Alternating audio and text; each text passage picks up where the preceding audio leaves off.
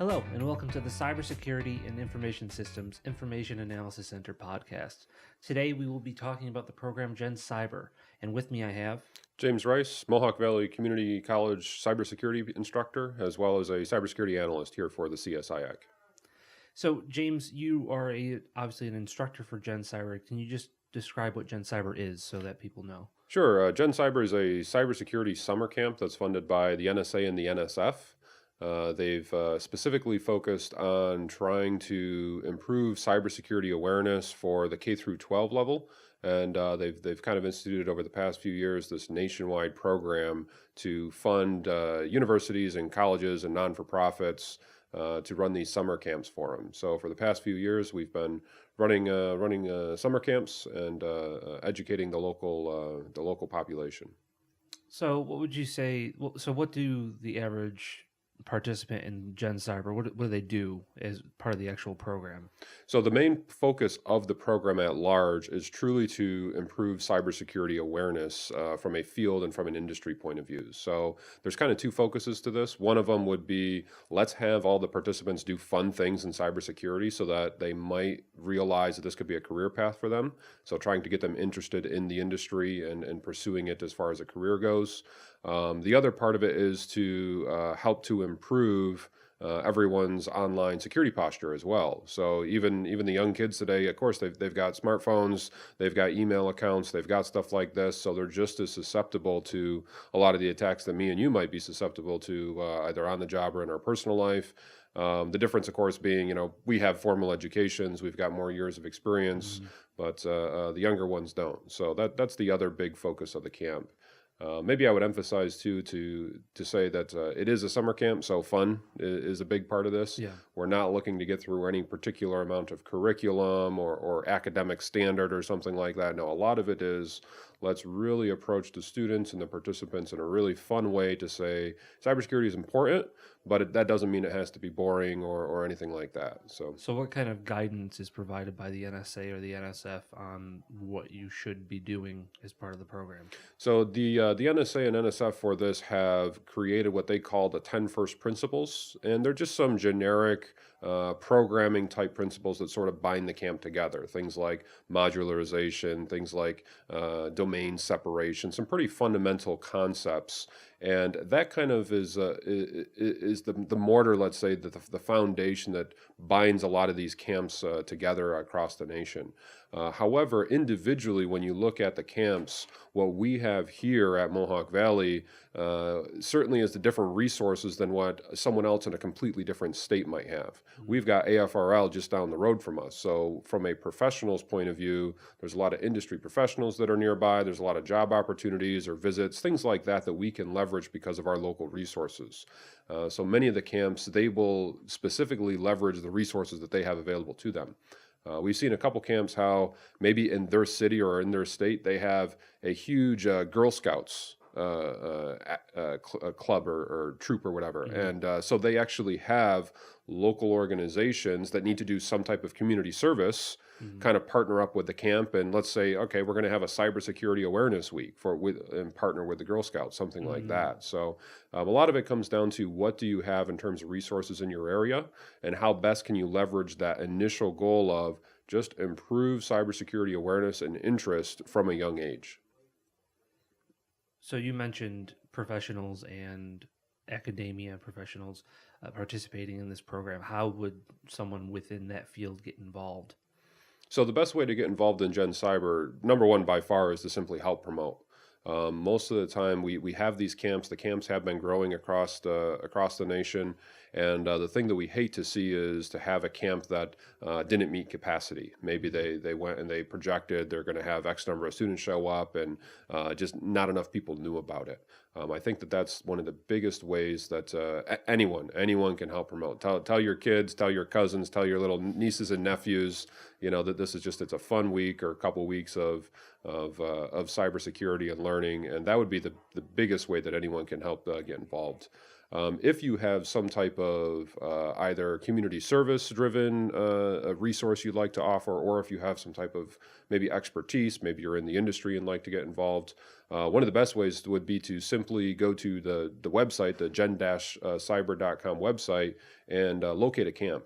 They have a camp locator that shows by state and by city all of the camps, all the different offerings, and then it would be contact your whichever one is maybe the closest to you, and see when the dates line up, and contact them. I mean, certainly me, I'd be open to having people email me directly if someone wanted to get involved and try to partner in some way. So you had some success last year in the GenCyber camp at MV. So can you walk me through what you guys went through last year specifically as part of the program, and then what you kind of learned and are going to change from last year? Yeah, so we were awarded the camp for this coming year here, 2018 summer, and we've actually had the camp for 2 years. And so it's kind of evolved a little bit over the last 2 years. The first time we ran it was still relatively new for GenCyber as an organization in general. And when we ran the camp, we actually ran the camp as what's called a combination camp. So the vast majority of the camps are designed for high school students, but the NSA and NSF understand that if they truly want to be effective on a large scale, just running camps over the summer doesn't cut it. And so they actually have some camps that also invite in local high school teachers as well. So we have high school teachers that would join the camp right alongside the students. And depending again on the resources, maybe the teachers would be off in their own rooms learning how to teach cybersecurity. Sometimes they were thrown right in there with the campers to say, you're going to do this activity side by side with the students, so then you can see firsthand how do they approach this material as well. So we've done that for the past 2 years. We kind of had these combination camps where it was both teachers as well as students. For the upcoming years, we kind of realized, I think some of it is we might have exhausted some of the local resources as far as teachers. Once they've been through the camp, they say, okay, I've experienced this, I'm not going to come back for the second. Yeah. Whereas a lot of the students were, hey, I'd love to come back next year and the following year, and it's a really fun week for them. Teachers, they view their summers a little bit more as this is my time and I'm going to work, type thing. So that's something that we've kind of seen, and that's what we sort of have coming up here is we focus specifically on the students. It's a little bit better way for us to kind of manage our resources, and the evolution though that we have done because this is now our third year running this, and we did this last year as well, is we started realizing, hey, returning students are going to want something a little bit different. So we ended up breaking up the camp into 2 weeks, and we actually have what we kind of coin as a beginner camp and then an advanced camp as well. So any of the returning students could apply and go to the advanced camp, where they're going to do just a little bit more hands-on technical application type things. What sort of hands-on technical applications would they be handling? So the biggest things that we introduce in the beginner camp that we try to continue running with in the advanced camp is the Raspberry Pis. So all the beginner students, they get to play around with Raspberry Pis, see what a cheap little computer can do, and they get some fun with that. But of course, as soon as you enter the world of Raspberry Pi, you immediately are knee-deep in Linux. And most students, as you can imagine, they maybe have heard of Linux in high school, but they haven't actually touched it. No proficiency. They have no idea, how do I even update this thing? So stuff like that, they get a good chance in the advanced camp to let's get some more Linux skills, not just for the Raspberry Pi, but also in your everyday Ubuntu systems, etc. So the advanced camp, what we currently have, focuses a little bit more on understanding how a virtual machine works, a little bit more of creating Linux machines. A lot of that is so then they have a little bit more advanced knowledge with the Raspberry Pis that we give them as part of the camp. Oh, you give them a Raspberry Pi for them to take home? This past year, we built into the funding for our camp to actually provide a Raspberry Pi, a kit. It actually comes with the breakout board and a bunch of the wires and a little case and everything like that. Awesome. So a lot of the students are really excited when they learn they get to take something home with them that they got to practice with on the camp. You're mentioning them implementing Linux on a Raspberry Pi or virtual machines. Do they lock those machines down as part of the security aspect of it? How do they incorporate that cybersecurity aspect into Linux? So a lot of what we've focused on here, what we don't want it to just be a system administration, welcome to Linux type class. So we're going to get you indoctrinated from a young age on how to do this. No, absolutely not. So what we kind of do focus though on is let's get you exposed to another platform so that you are not you don't limit yourself. You don't limit your mentality to say a computer to me is my home computer and that's all that I know. Certainly for these kids, by the time they graduate college, the systems that they're going to be dealing with, I wouldn't even claim to say that half of them are even been invented yet. I mean, when you look at how fast your mobile operating systems change and the landscape there changes. So part of it is let's just give them something they haven't seen before so they get used to that, the skill of learning something new. The other part, though, is we focus on taking these Linux systems and understanding basic configurations, but also a lot of attack techniques against them. So a lot of those concepts that they picked up in the beginner camp, let's start to put them in practice. We'll actually set up a server. We'll actually configure something that somebody actually configured in the real world, maybe in the past few years. You know, you go to any one random news organization and find where someone got hacked. We probably could reproduce a similar misconfiguration to show, look, this is what happens in practice. And here's walk them through maybe some of the attacks techniques, as well as walk them through some of the more important remediation techniques. Now, is any of it competition based where they're kind of competing against each other to fix a system or find the vulnerabilities type of thing? So we found that in the beginner camp, the last day of class, we have what's called a capstone, where they take all the different skills and they're thrown into a challenge. So they get to kind of have a competition where they're broken up into teams, and it's how many points can they score. Some of it is how many questions can they answer, how many forensic little puzzles can they figure out, how many of them could maybe write a couple lines of code, because they're introduced a little bit to Python as well. Oh, nice. So in the advanced camp, we take that a step further and we say, okay, you now have a Linux system to which you've started to hone your skills a little bit more, both your programming skills as well as your operating and networking knowledge, and we allow them to kind of go head to head on the last day of class. So yeah, the students do go head to head on the last day with both teacher as well as student assistant. College students will be there as guides and mentors as well for the high school campers. And so they get walked through a little bit of a kind of red team, blue team type activity. Okay. And understand kind of real live action. Wow, I got into someone else's computer, I could do a lot of damage, or vice versa. Wow, someone else got into my computer, they could do a lot of damage. And so what are the types of things that I want to start by understanding? So do you and the people that whoever else is running the program, do you guys prep for this all year, or is this like a couple of months leading up? Because I would assume you would have to prep a lot for having vulnerable virtual machines in the labs that they're performing and stuff like that. So a lot of that stuff, because at Mohawk Valley we do have a cybersecurity club as well as competitions every semester. A lot of that stuff we kind of have lying around from previous years. So some of that we're able to reuse and really leverage our existing resources that we use just in our cybersecurity program every semester. So sometimes we use the GenCyber camp to maybe test out something new. We'll throw in a new activity, see how well the new students to whom we know have never seen cybersecurity before, let's see how they react to this. And the thing that we notice about the campers is that they are very gung-ho. I'm willing to test and break and try whatever little problem you throw at me. And that gives us a lot of really good feedback as to, okay, what does our incoming high school student look like in terms of a freshman who might enroll in the program? Now, has that changed your curriculum at all for the classes that you teach for incoming high school seniors or college freshmen? Absolutely. So what we've seen is that the vast majority of high school students, they have no formal cybersecurity education, but every year they're getting just a little bit better. And what we try to do at the college is, as best we can, take whatever our freshman curriculum was and let's try to push it down to the high schools. Let's try to make them more prepared, just that little bit more before they actually enter college.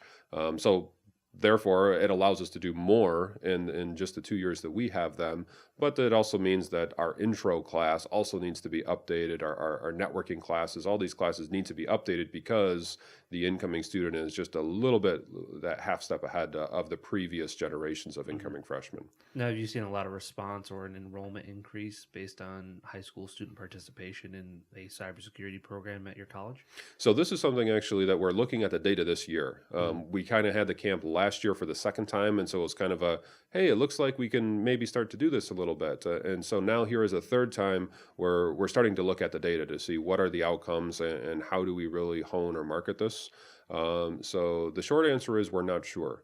The anecdotal answer would be I definitely have students in my classes that I met them at GenCyber, I met them at a summer camp. They graduated from the local school and said, because of the summer camp, because I got to see what you guys do at Mohawk Valley, I'm going to go there for my first 2 years. It's cost effective and you're doing really cool hands-on stuff. So we definitely have had at least a handful of students to whom they are at our college because of the summer camp.